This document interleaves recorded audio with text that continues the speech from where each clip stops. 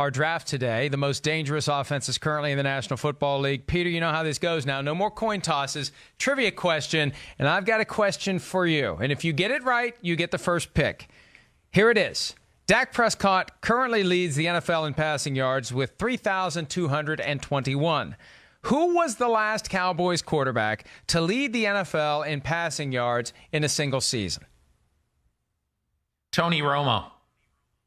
I'm waiting for the sound. Do we have the sound? The sound must be down. No, and this, look, it's not Tony Romo. It was a kind of a trick question. I felt bad about it. No Cowboys quarterback has ever led the league in passing yards. But you know what? They ask me questions like that all the time. Yeah, no Cowboys quarterback has ever done it. So I'll go ahead and take the first pick.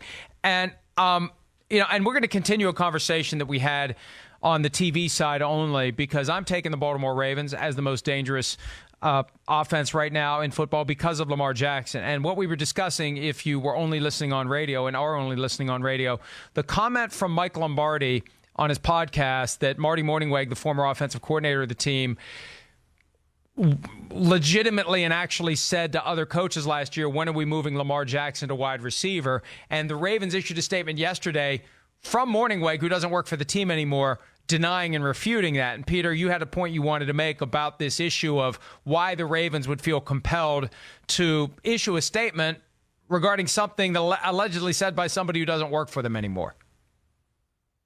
Well, Mike, you saw what happened when Bill Polian, had to basically say, hey, listen, I was wrong when I said Lamar Jackson should have been moved to wide receiver.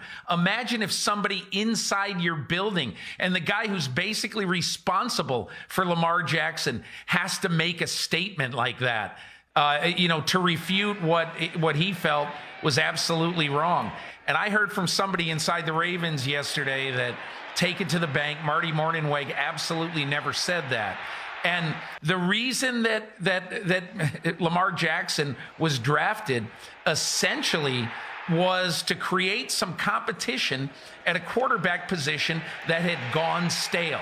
Not only did he create the competition, he won the competition, and now he's the hottest player in the NFL. And Mike, you're right. The Baltimore Ravens are the best offense in football.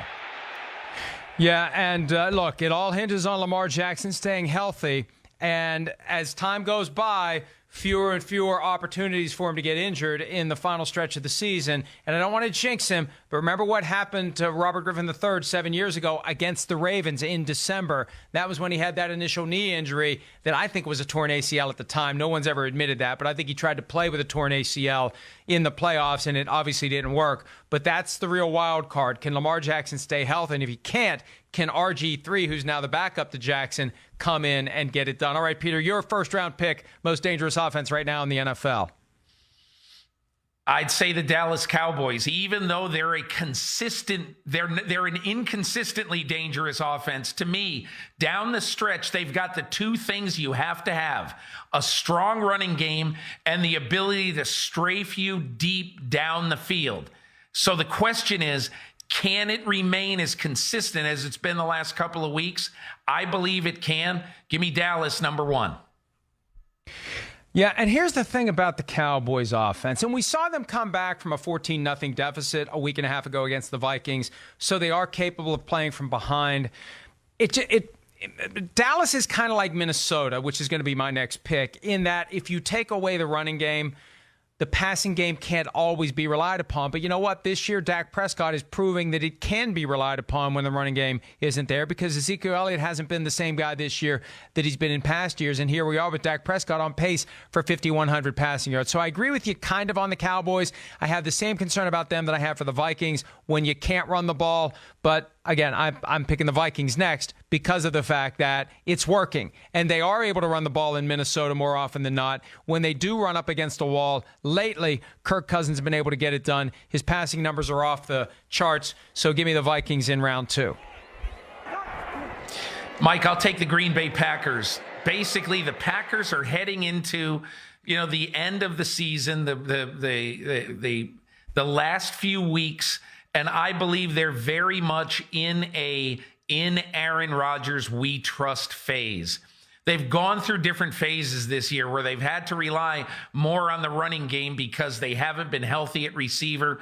But I think now, heading into this really tough part of the schedule, give me the quarterback who is really starting to become one with his head coach and is really starting to show more than any time this year that he trusts this offense and he trusts some of these new weapons that he's had to get used to. It is amazing to see the growth of the Packers offense. They were so sluggish early in the season when the defense was playing well enough to allow them to win games. And I said at the time, those wins that they're picking up in September, money in the bank. And look at where they are now. They're ahead of the Vikings by a half game. They're 8-2. The Vikings are 8-3. But they'd be in second place in the division if they hadn't stolen those wins early before they got the lawnmower running that is the Green Bay Packers offense. And I agree with you. They're getting it done. They got it done for 4 straight weeks without Devontae Adams, and I think they're going to keep getting it done. Their toughest test yet, though, coming up Sunday night on NBC. I didn't do that to deliberately plug Sunday Night Football. Every week we have a great game, but an extra great game this Sunday night when the Packers take on the 49ers. All right, the next one for me, and I'm thinking 49ers, but there's one on the board we've kind of forgotten about. How can we forget about the Kansas City Chiefs with Patrick Mahomes and Tyreek Hill and Travis Kelce and Sammy Watkins? I wish they had a little more ability at running back. And LaShawn McCoy, he's good enough. But that team with Mahomes, the reigning MVP, still plays and can play like he played last year with Kelce and Hill and Watkins and Mecole Hardman, who is kind of like the next Tyreek Hill in Kansas City. I think that offense incredibly dangerous, and I'm still astounded that they've lost as many games as they have this season. I thought you were going to say, hey, wait a minute. We forgot about the New Orleans Saints. Because to me, right now, when I look at the Saints, I see a quarterback healthier by the week, a wide receiver who's unstoppable, who's going to catch 150 balls or maybe 1,500 balls. I don't know. He's utterly preposterous every week, Michael Thomas. But, Mike, the reason that I'm going to put them here in my third spot is because right now, I'm really trusting their running game more than I have at any point this year because I think that Latavius Murray gives them an option, just opposite Alvin Kamara.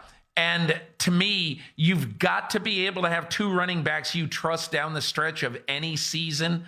And right now, if I'm Sean Payton and I'm calling plays, I'm very, very comfortable calling Latavius Murray's number right now. And you mentioned Michael Thomas. I'm glad you did because earlier in the show we talked a little bit about MVP, and I said that to be a non-quarterback and win the thing, you've got to do something historic. If Michael Thomas sets the single-season reception record, Marvin Harrison currently holds it with 143, and the Saints emerge with the number 1 seed in the NFC, it's going to be not all that difficult to make a case for Michael Thomas. No receiver's ever won it because usually if a receiver has a great season, the guy throwing the football did too, and he gets the votes. Well, this year you got Drew Brees who missed 5 games. Thomas would get the MVP votes, Peter. So Michael Thomas, he wasn't on the recent odds that were put out by Caesar Sportsbook, but he should be because I think he's in the conversation and will be if he continues to rack up these receptions and if the Saints end up being the number 1 seed. The one reason, the biggest reason why you can put him in the discussion and should put him in the discussion is very, very simple. The New Orleans Saints went 5-0 without Drew Brees, and a very big part of that was they sputtered a little bit at first. But then after they finished the sputtering and Teddy Bridgewater started to feel comfortable, you saw who his number 1 weapon was when he was trying to put up big points, and that was obviously Michael Thomas. All right, let's recap the picks from today. We left out the 49ers. Sorry, 49ers. You've got a great offense, but I've got concerns about Jimmy Garoppolo. That's why I didn't put the 49ers in my top 3. Ravens, Vikings, and Chiefs are mine. Peter King has the Cowboys, the Packers, and the Saints. Hi, I'm Mike Tirico, and thanks for watching. Make sure to hit subscribe for the latest news and highlights from NBC Sports.